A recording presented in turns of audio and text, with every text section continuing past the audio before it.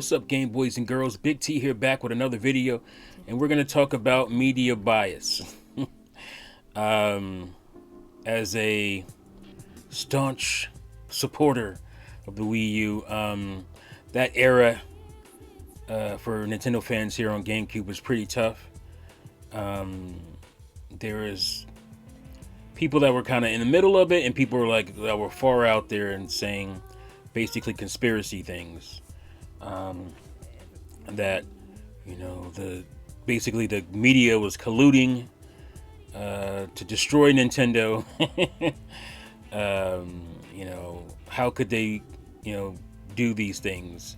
And a lot of it centered around the fact that it started off with the Wii U's gamepad, and how some media outlets were even saying that it was an add-on to the Wii, and clearly with them saying that, they were trying to muddy the waters and make it hard for Nintendo. And I'm not sure how they benefited from that. I mean, obviously you can get short-term gains from clickbait and stuff like that, but for long-term, I would think you would want, as a media outlet, you want like successful companies to be talking about successful games, and that will drive clicks to your website or whatever, or traffic to your website, more than like a negative clickbait article. But I was never on that wavelength, as far as thinking that it was a colluding media that was trying to destroy Nintendo. Because that's kind of weird. It's kind of silly. To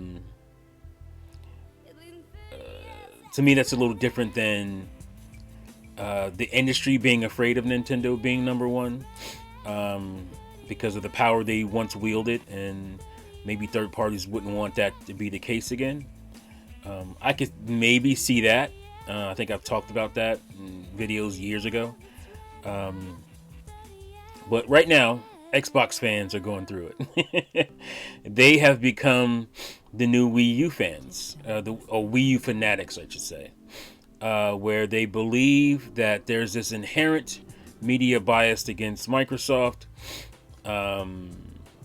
and it's collusion with media outlets to bring Microsoft down. And as a Nintendo fan, with knowledge, post Wii U era, I say that it's nonsense. I get the impulse to want to feel that way. I totally get that, because you feel like, oh man, I like this thing, I love this thing, but nobody else seems to, or at least in the media. And they're creating this narrative that this thing is not as good as I think it is. And so your instincts are to think, well, somebody's being paid off, or this is what, that this is the narrative they want to spout about this thing I like. And a lot of Nintendo fans felt that way during Wii U. I can't really take nothing away from them when it comes to that. I mean, I understand the sentiment. Again, my argument would be the industry doesn't want Nintendo to win, because the power that they wield, or they previously wielded, and there's a fear that Nintendo could possibly be that again. I don't think that can happen in today's industry, but that's where I would come from it, and that's what the argument I've made before. But to think that the media is colluding together to stop your company, your favorite company, is a little strange,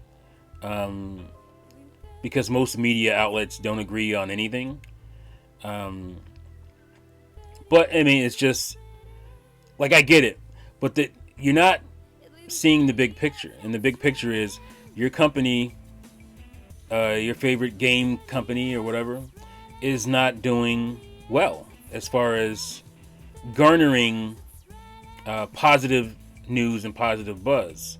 Microsoft has made a lot of missteps They've acquired a lot of companies, and they don't really have a whole lot to show for it as of yet. And this is something they've done, starting 4 or 5 years ago, and people are wondering where these games are. They launched a console, the most powerful console on the planet, without a launch game, without a killer app. Halo was supposed to be there. Obviously, it got delayed because it wasn't ready. And that's another issue. 343 fumbling Halo. Phil Spencer himself said, if we lose our way with Halo, we lose our way with Xbox. And so they've lost their way with Halo. They screwed that up. Again, I've said it many times that the campaign for Halo Infinite is great. But clearly they've messed up as far as, what they wanted to do, with the content, online multiplayer and all that kind of stuff. The rollout hasn't been great. It's gotten pretty good now. It's gotten to where it's good now, but sometimes the problem is, people move on from a product, even if it is good. So maybe they got to do something to bring those players back. But Nintendo, Microsoft has faltered when it comes to the Xbox. They haven't released high quality, big games on a consistent basis at all. Like I said, when they do, they have issues like they had with Halo. Forza was great. Forza Motorsport. Forza Horizon 5 was great. Game of the Year quality. But again, it is a niche gaming genre, which is racing.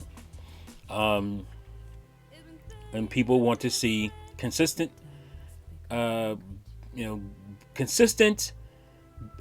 big games from Microsoft. And that's not, too much to ask for.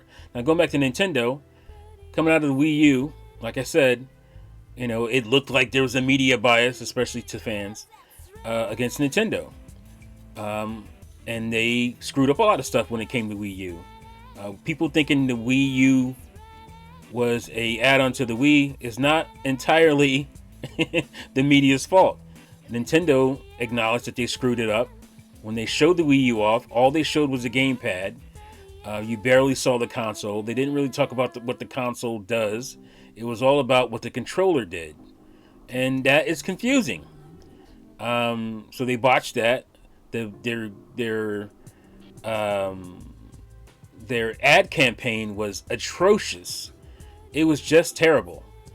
They didn't really have a killer app for the Wii U. Nintendo Land was not that.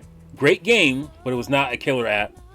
They didn't sell, even though they put that foot forward, they didn't sell the concept of the Wii U. They didn't sell the concept of why I needed a gamepad.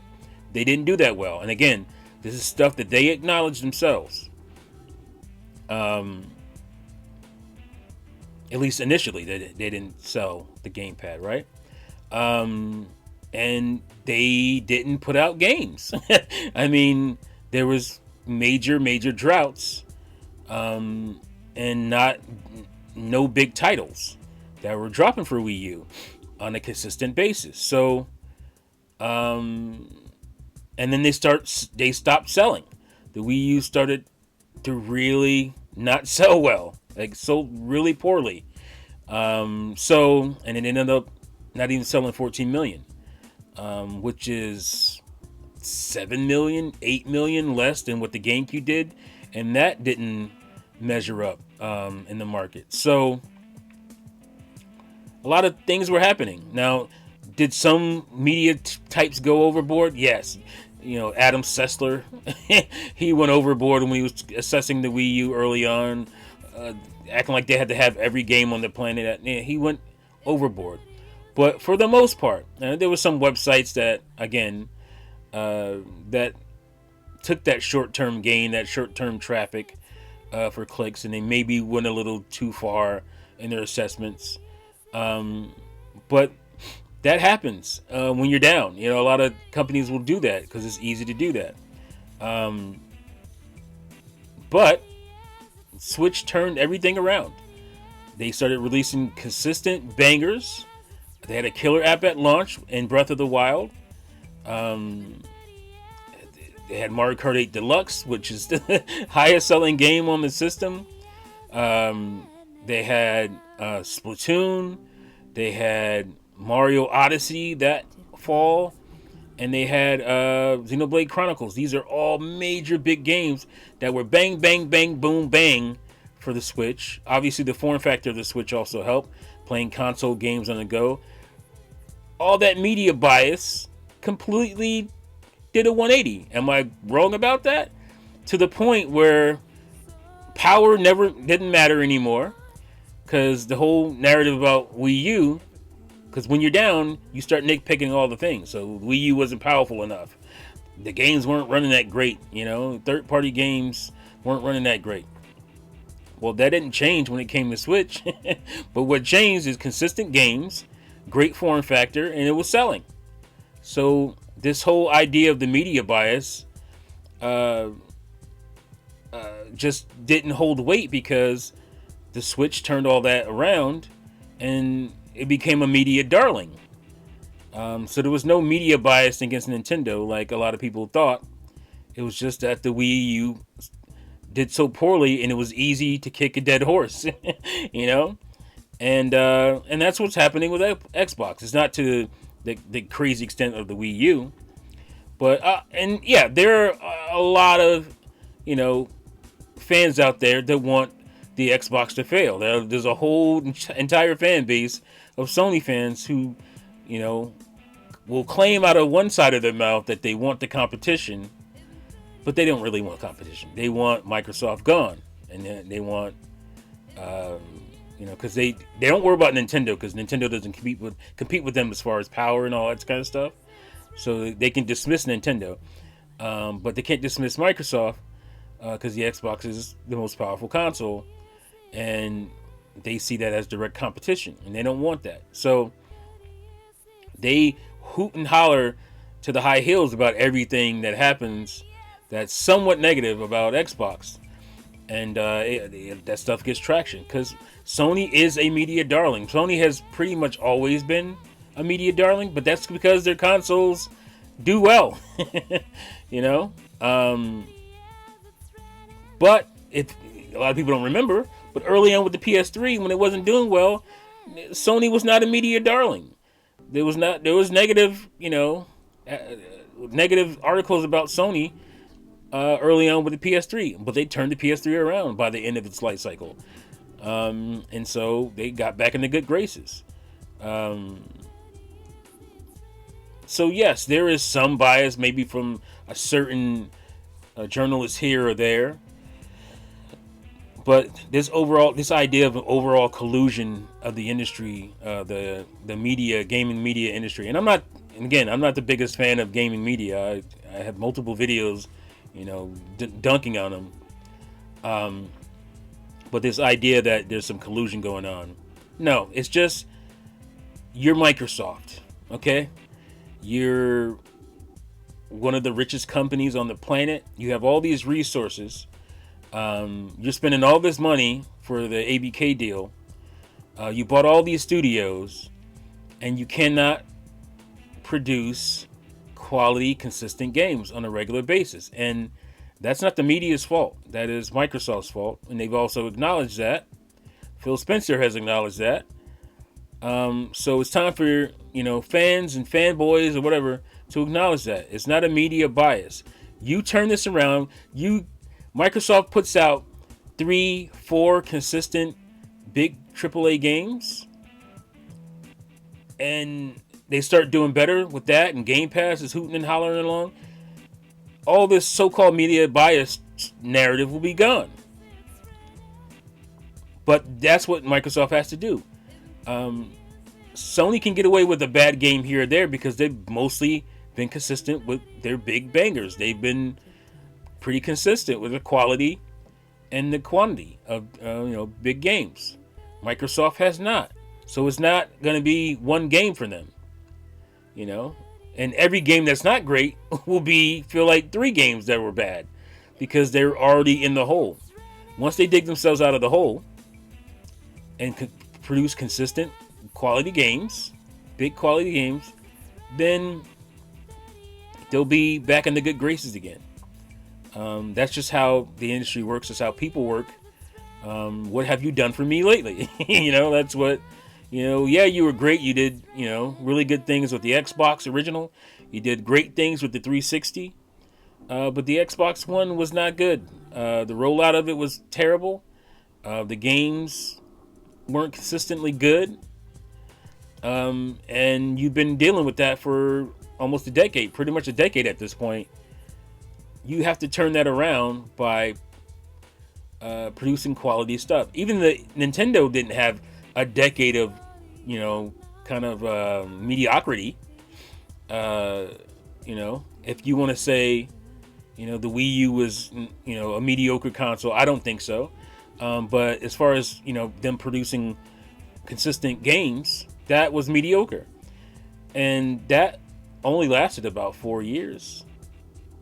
And they turned around with the Switch and got it back together. So Microsoft has been going longer than that. Yeah, they'll put out a game here or there in that time frame. But nothing that really moved the needle in the last 10 years that was like, oh man, that was a game of the year material. Until 2021 when they had Forza and Halo. And like I said, Halo faltered on one end, the multiplayer stuff. And Forza, again, is a limited appeal game. So there's no media bias. There's bias against inconsistency. And once Microsoft fixed that, and I think they will, probably next year, they'll start kind of humming along, figuring it out. Then that narrative will change. Once they acquire Activision and Blizzard, and they start putting out consistent games per quarter like they plan on it, then all this talk will be gone. And then it'll be time for the Sony guys to claim media bias. Some of them are already starting, especially after that abysmal showcase. I won't say it was abysmal. It was pretty mediocre, especially for hardcore fans who want to see big major first party games from Sony. But yeah, just kind of stop that, man. Stop with that. Nintendo fans, we had to learn. You guys are gonna have to learn too. It's not some conspiracy. It's just produce quality, consistent content, and people will like you. Alright, so that's it for this video. Let me know what you guys think in the comments below. Do you agree with me, or do you believe there is a media bias, a colluding media and gaming journalism that wants to bring Microsoft down? Or is that all in your head? It's in your head. Let me know what you think in the comments below. Thank you again for watching and listening, and I'll see you fools next time. Peace out.